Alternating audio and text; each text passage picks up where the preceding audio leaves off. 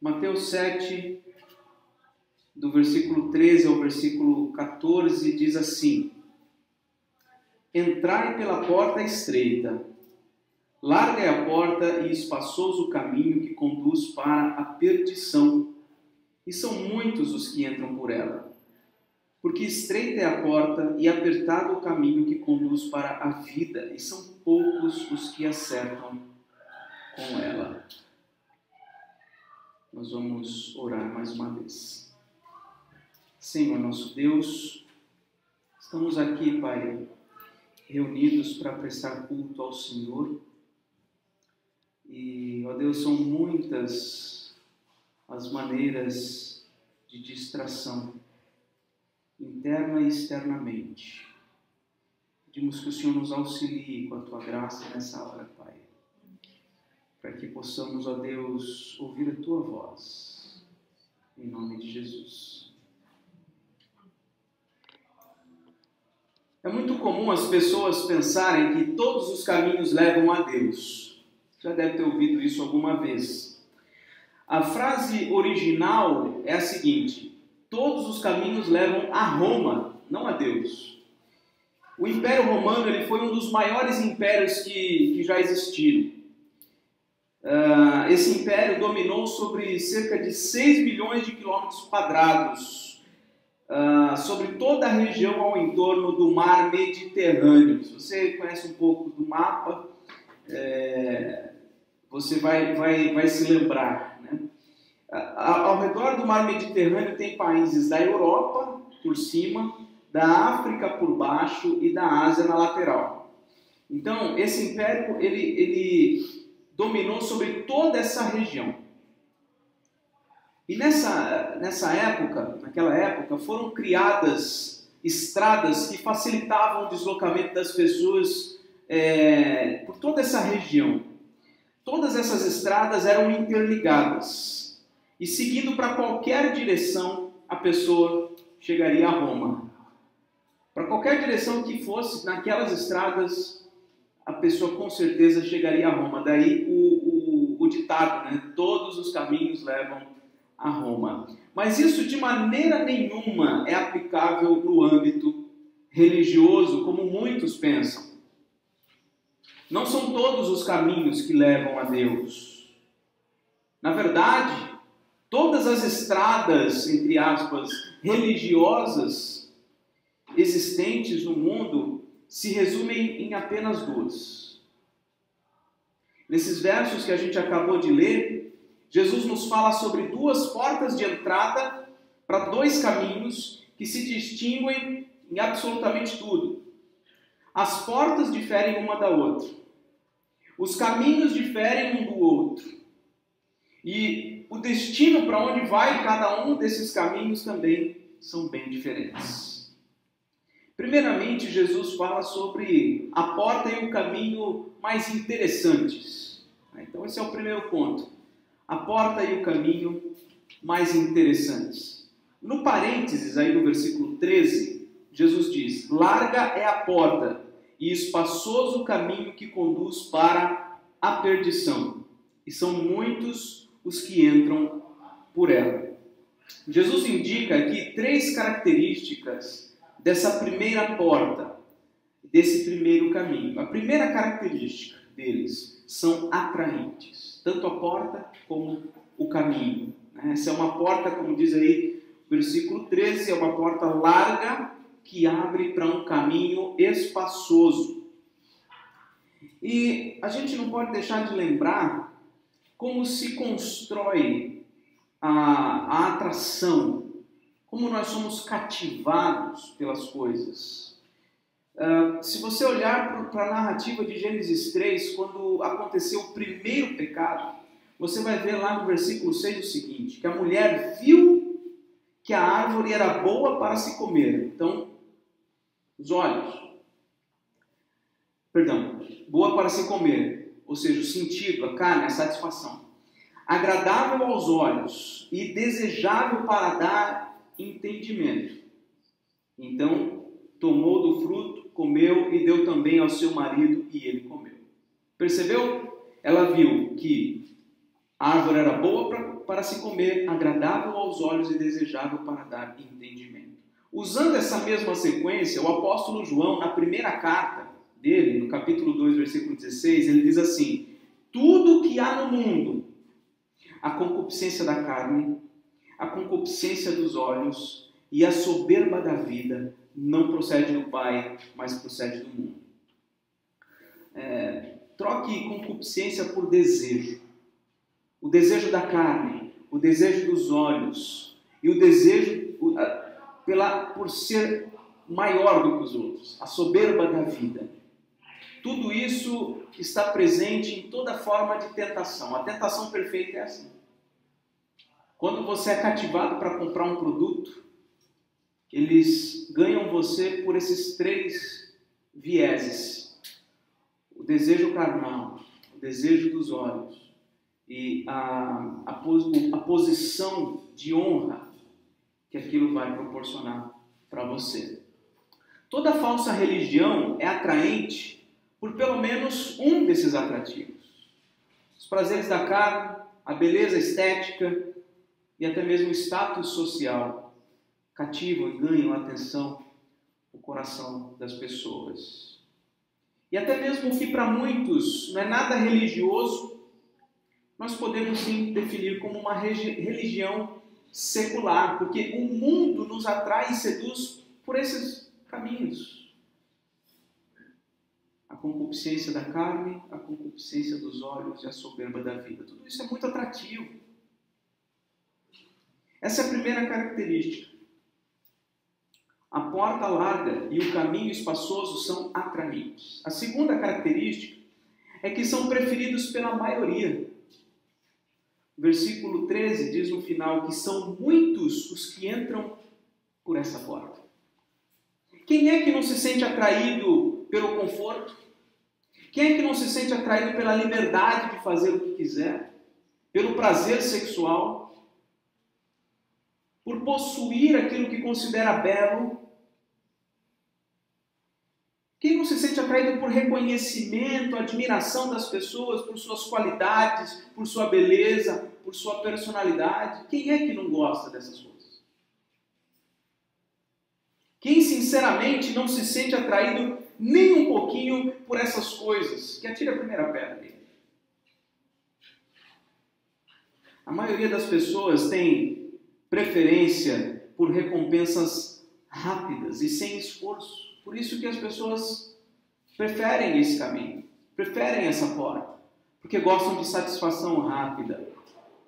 Então pense você no âmbito religioso, aqueles cultos animados, aqueles cultos preparados para satisfazer o senso estético, para satisfazer as emoções.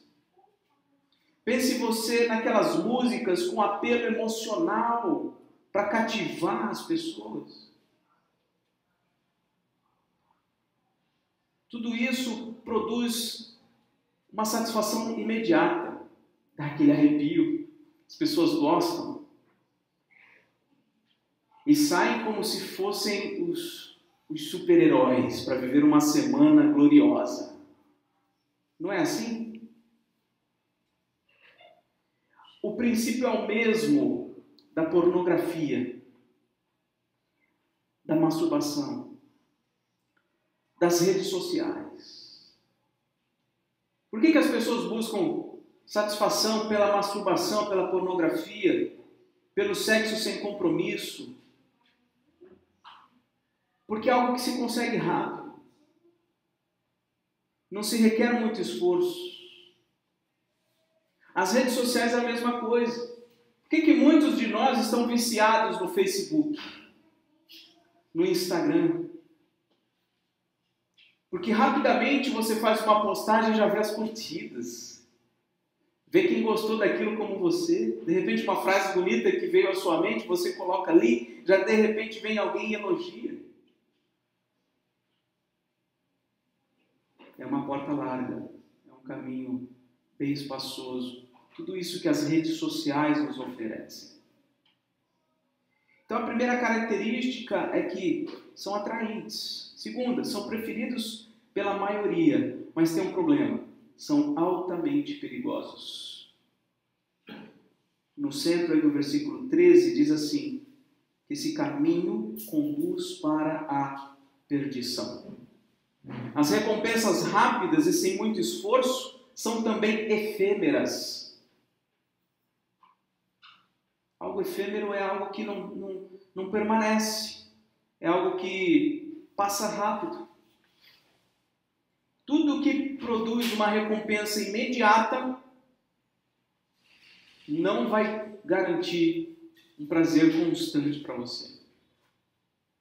A satisfação da carne, dos olhos, do ego, podem vir com certa facilidade, durar por algum tempo, mas jamais vão permanecer para sempre. O orgasmo passa, a embriaguez passa, os aplausos cessam, e o que fazer depois? Buscar mais? Ok, pode ser. Mas aí o preço se torna cada vez maior. O que está em jogo em tudo isso é o preço da sua alma. É o teu destino eterno. Se você quiser entrar por uma porta atrativa, seguir por um caminho fácil e prazeroso, você estará seguindo pelo caminho da maioria. Da maioria que será pega na esquina para uma eternidade de sofrimento e desgraça. Será que não é este o caminho que você está? Será que o conforto não é a sua prioridade? Será que não é a previsibilidade das coisas que te dá segurança? Será que não são as facilidades que realmente satisfazem você? Pense aí. Será que não é um tipo de religião vida mansa que você pretende viver para sempre?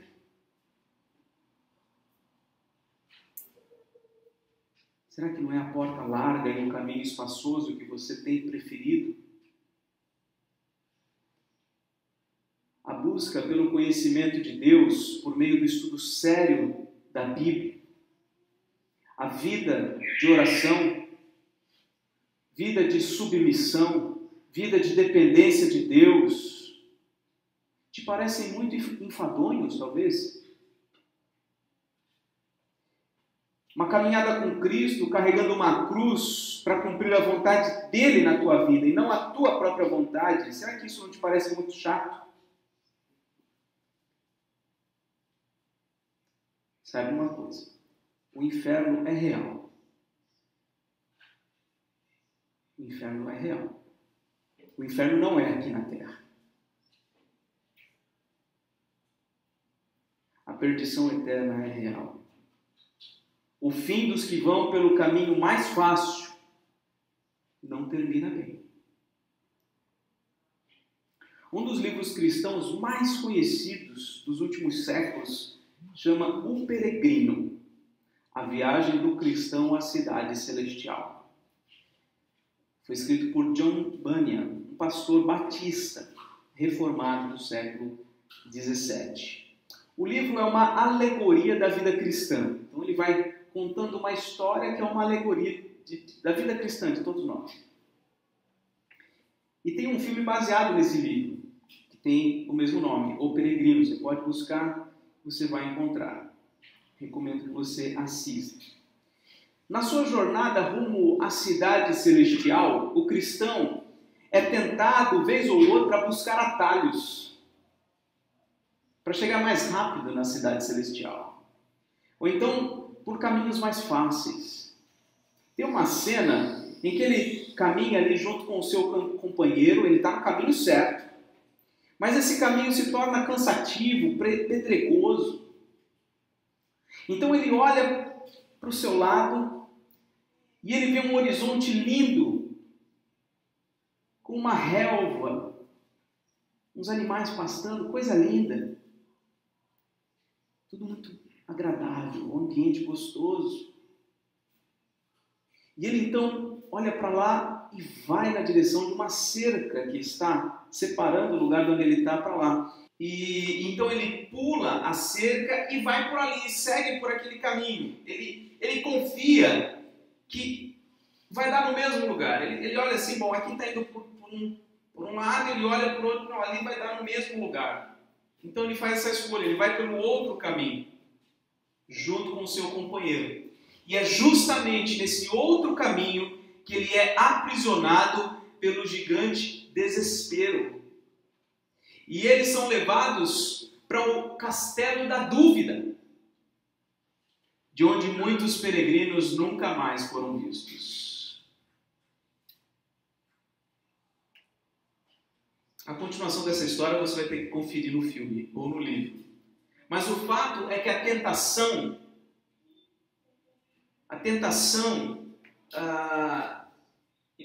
e o perigo ali são muito grandes. Procurar viver a vida de uma forma mais confortável e prazerosa possível é uma grande tentação, mas também é muito perigoso.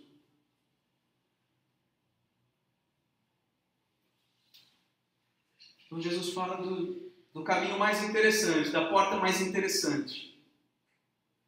São atraentes, são preferidos pela maioria das pessoas, mas são perigosos. Qual é o caminho que você está trilhando? Qual é a porta pela qual você tem passado?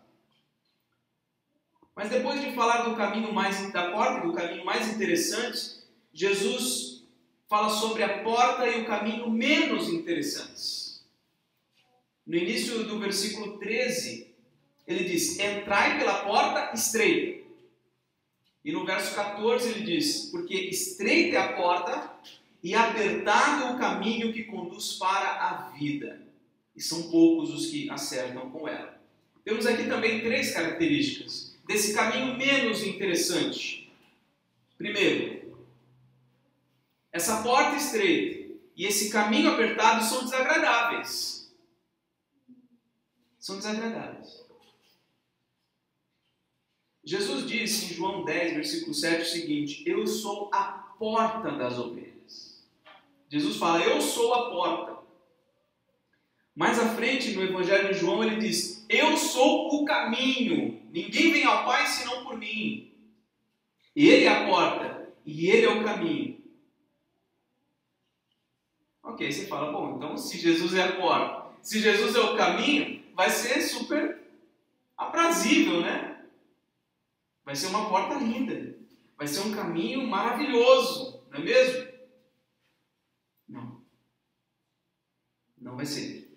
Porque ele diz também o seguinte, se alguém quer vir após mim, a si mesmo se negue, dia a dia, tome a sua cruz e siga-me.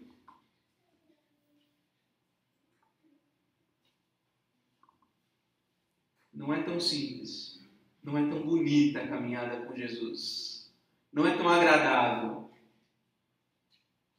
Não tem promessa de recompensas rápidas.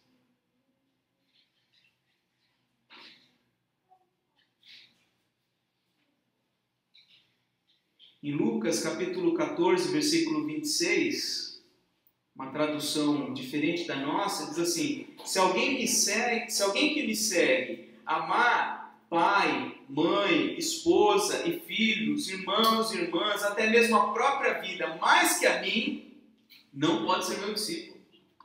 Tem algo mais difícil do que você amar mais a Jesus do que as pessoas da sua família? Não tem nada mais difícil do que isso.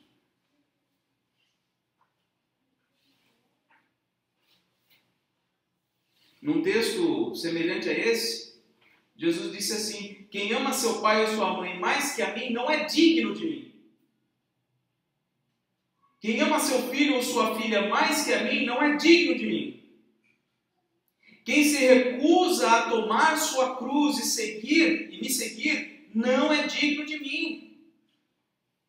Quem se apegar à própria vida, vai perder a sua vida. Mas quem abrir mão da sua vida, por minha causa, vai ganhar na sua vida. Numa outra versão, esse texto diz assim: quem procura os seus próprios interesses nunca terá a vida verdadeira, mas quem esquece a si mesmo, porque é meu seguidor, terá a vida verdadeira. Essa porta estreita, que é Jesus, que abre para um caminho apertado, que é Jesus, para o qual Jesus diz: entrai, não é agradável aos olhos,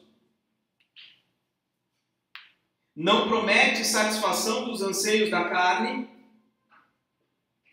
nem mesmo traz bem-estar para o nosso ego. Pelo contrário, nos humilha. Pensar em carregar a própria cruz é pensar em sofrimento e morte. É isso que Jesus nos convida a fazer. Pensar em perder a própria vida e negar a si mesmo é pensar em abrir mão dos seus próprios interesses, em abrir mão das suas próprias conquistas, abrir mão das próprias vontades, do próprio conforto, tudo pelo Rei e seu reino. E com certeza isso não é nada atraente, nada disso é agradável. Por isso vem a segunda característica: são poucos os que acertam com ela, ou seja, não são preferidos pela maioria. Essa porta e esse caminho não são preferidos pela maioria. Não faz nenhum sentido abrir mão dos próprios sonhos, das próprias realizações, do próprio conforto, da própria vida, para entrar por uma porta estreita e seguir por um caminho apertado. Não faz sentido isso. Para os que se perdem, diz o apóstolo Paulo, a palavra da cruz é loucura. Para os que estão perdidos, essa ideia de tomar a sua cruz dia após dia e seguir a Jesus, isso é loucura. Que burrice abrir mão de tudo para pregar o evangelho aos perdidos. Que loucura abrir mão dos prazeres dessa vida para preservar um leito matrimonial puro. Que absurdo abrir mão da possibilidade de ganhar mais dinheiro para guardar o domingo do jeito que ele quer que seja guardado, somente para ele. A vida cristã não é moleza, não. Você quer seguir a Jesus do jeito que ele exige na sua palavra, não vai ser moleza. Tem que abrir mão de muita coisa. Realmente não faz nenhum sentido para essa lógica humana, egocêntrica e idólatra nossa, abrir mão de qualquer coisa para fazer a vontade de Deus somente.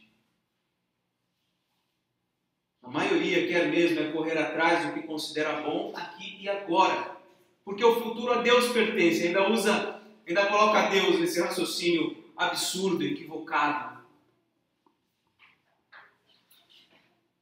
Essa porta e esse caminho não são atraentes. Essa porta e esse caminho não são preferidos pela maioria. Mas, em terceiro lugar, são a única garantia de chegada à cidade celestial. A única garantia. Esse é o único caminho. E aí eu quero olhar com vocês alguns textos bíblicos. Abra sua Bíblia em Salmos. No livro dos Salmos, Salmo 73.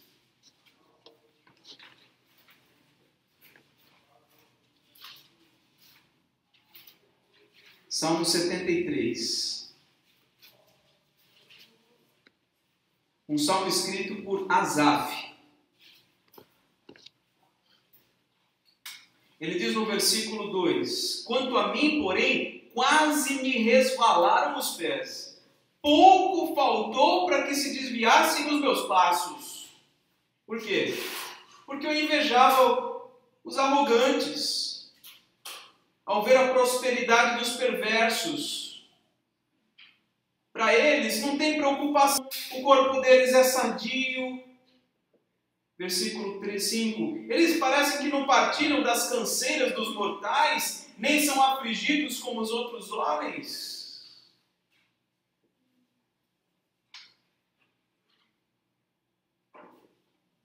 Versículo 8, eles falam maliciosamente, falam da opressão com altivez, contra os céus eles desandam a boca, sua língua percorre a terra, do tamanho da língua deles.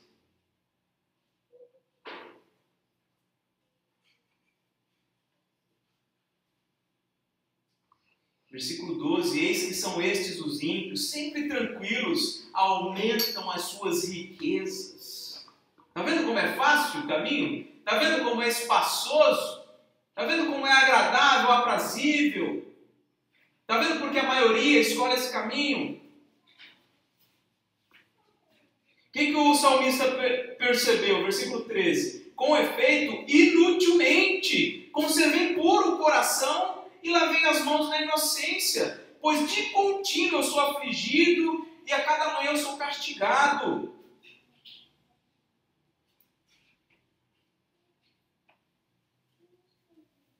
Quando que mudou a perspectiva dele? Versículo 17. Até que entrei no santuário de Deus e atinei com o fim deles, dos ímpios. Quando ele entrou no santuário, caiu a ficha dele. Eles estão indo muito bem nessa vida, mas o destino deles, o fim deles é a perdição. E aí ele entendeu, versículo 18, tu, o Senhor, certamente os pões em lugares escorregadios e os fazes cair em destruição. Como ficam de súbito assolados, totalmente aniquilados de terror. E assim ele segue dizendo. No final ele conclui, versículo 18, quanto a mim, bom é estar junto a Deus. No Senhor Deus ponho o meu refúgio para proclamar todos os seus feitos. Foi quando ele percebeu que o destino dos ímpios leva à destruição que ele falou, então tudo isso aí que eles estão vivendo, tudo isso aqui é passageiro. Tudo isso aí vai acabar. Eles serão destruídos. Um outro texto que eu quero observar com vocês é em Apocalipse, capítulo 6.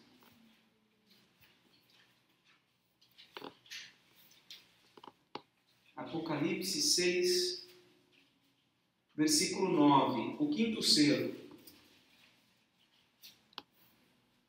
Diz assim, quando ele abriu o quinto selo, vi debaixo do altar as almas daqueles que tinham sido mortos por causa da palavra de Deus e por causa do testemunho que sustentavam. Olha onde deu esse caminho estreito. Olha onde deu essa porta estreita. Deu na morte deles. Eles foram mortos por causa da palavra de Deus e do testemunho que sustentavam. Versículo 10. Clamaram em grande voz, dizendo, até quando, ó Senhor, ó soberano Senhor, santo e verdadeiro, não julgas, nem vingas o nosso sangue dos que habitam sobre a terra? Versículo 11. Então, a cada um deles foi dada uma vestidura branca, e lhe disseram que repousassem ainda por pouco tempo, até que também se completasse o número dos seus conservos e seus irmãos que iam ser mortos, como igualmente eles o foram. Calma aí, tem mais. Não foi só vocês que morreram por causa de Cristo, não. Não foi só vocês que abriram mão da vida de vocês por amor ao Senhor. Tem mais gente que vai trilhar esse mesmo caminho. Espere, no momento certo, Deus vai vingar o sangue de vocês. Mas olha a bênção. Foram estes que foram mortos por causa da palavra e do testemunho que sustentaram, foram estes que receberam uma vestidura branca. Foram estes.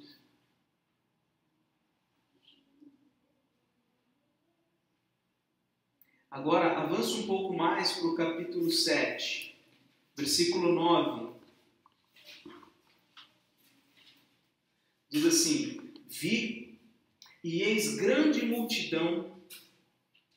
Tá? Depois dessas coisas, vi e eis grande multidão que ninguém podia enumerar, de todas as nações, tribos, povos e línguas, em pé diante do trono e diante do Cordeiro, vestidos como? De vestiduras brancas. Versículo 13 agora. Um dos anciãos tomou a palavra dizendo: estes que se vestem de vestiduras brancas, quem são e de onde vieram? Versículo 14. Respondi-lhe: meu Senhor, tu sabes? Eu sei, tu sabes. Então ele me disse: são estes os que vêm da grande tribulação. Eles lavaram suas vestiduras e as alvejaram no sangue do Cordeiro. Razão, versículo 15, razão porque se acham diante do trono de Deus e o servem de dia e de noite no seu santuário. Versículo 16, estes que passaram pela grande tribulação, que lavaram suas vestes no sangue do Cordeiro, versículo 16, jamais terão fome, nunca mais terão sede, não cairá sobre eles o sol, nem ardor algum, pois o Cordeiro que se encontra no meio do trono os apacentará e os guiará para as fontes da água da vida e lhes enxugará dos olhos toda a lágrima.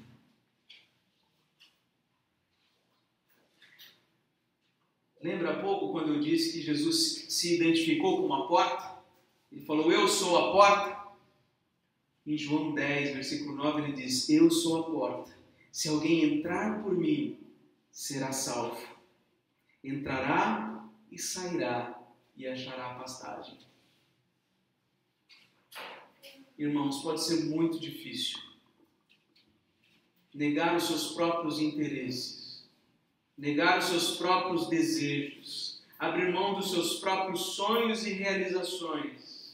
Mas esta é a única chance de você desfrutar da vida eterna.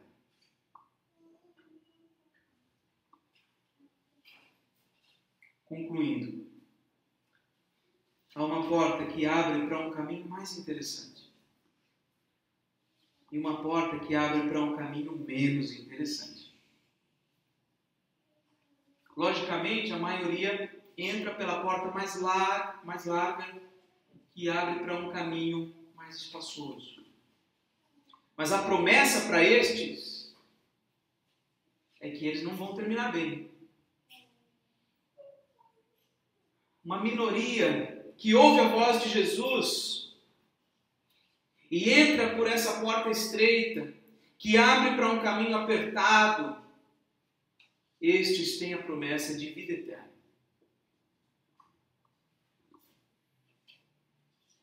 Eu não tenho o pensamento de que, por vocês estarem aqui dentro de uma igreja, ou por estarem ouvindo um sermão, vocês já obedeceram a Cristo, já entraram por Ele para o caminho mais penoso que leva à vida. Eu não tenho esse pensamento, eu não acho isso.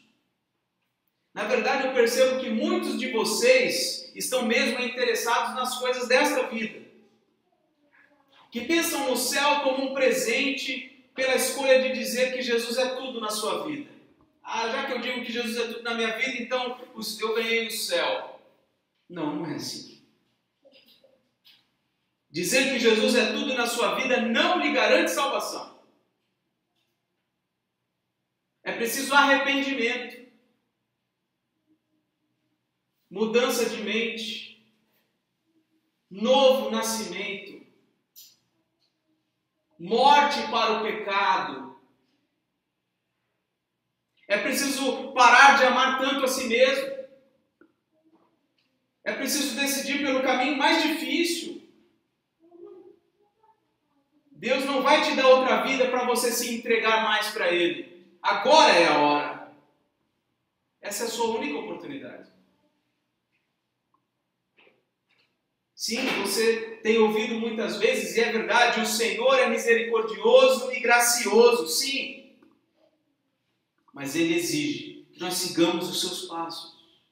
Não se engane, achando que por Ele ser gracioso e misericordioso, Ele vai admitir os teus pecados, a tua falsa religiosidade. Você pode enganar a mim e a qualquer um que esteja do seu lado, mas você nunca vai enganar aquele que sonda o teu coração. Ele exige que nós tomemos dia a dia a nossa cruz. Em resposta a essa mensagem, convido você a cantar: Vem o Senhor, minha vida, oferecer. Vem o Senhor, minha vida oferecer,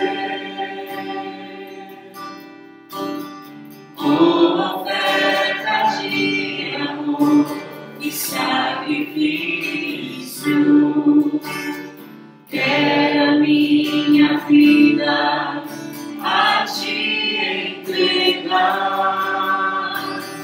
como oferta viva em teu altar. Vem o Senhor, minha vida oferecer, como oferta de amor e sacrifício. Quero a minha vida a te entregar, como oferta viva em teu altar. Pois pra te adorar foi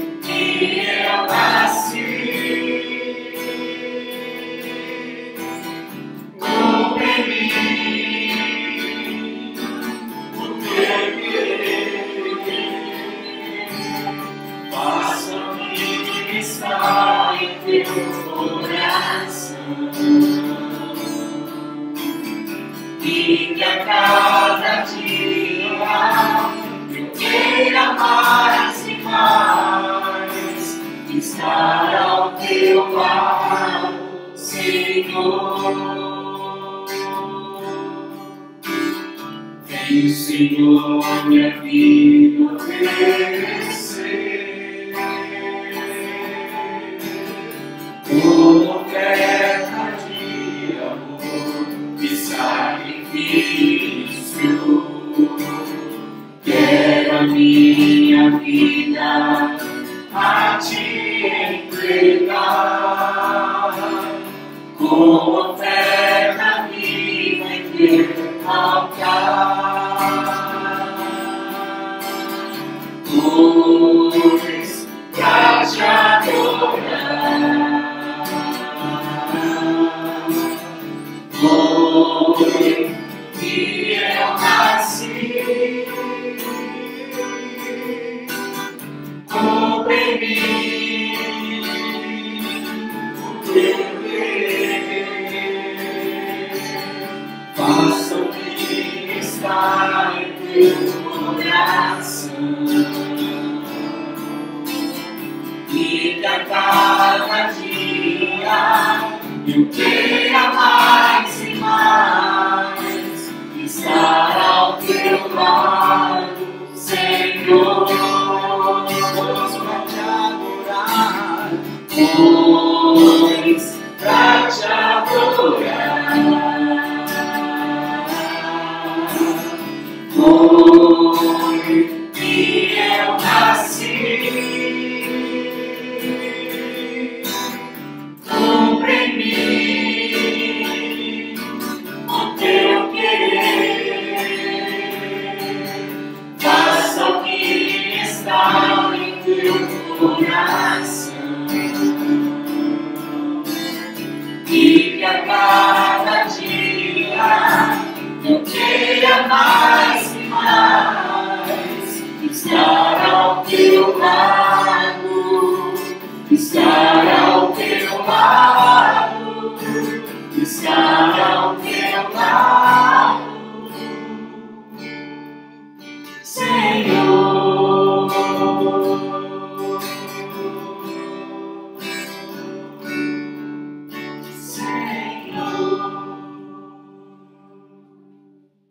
Senhor nosso Deus,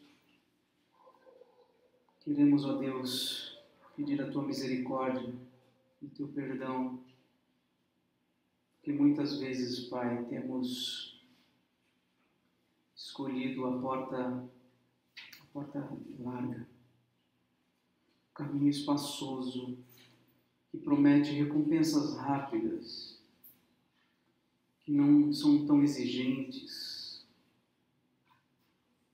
Perdoa-nos, ó Deus, porque muitas vezes nós queremos mesmo satisfazer os nossos anseios, nos sentir realizados, quando na verdade o Senhor nos chama para a crucificação do nosso eu e para um viver de amor abnegado mesmo, não por nós mesmos, mas para o Senhor em primeiro lugar. Ó Deus bendito, nos ajuda a entrar pela porta estreita e seguir pelo caminho apertado que conduz para a vida. E sejam quais forem os sofrimentos decorrentes dessa entrega que agora queremos fazer, que assim seja. E que em tudo possamos servir ao Senhor.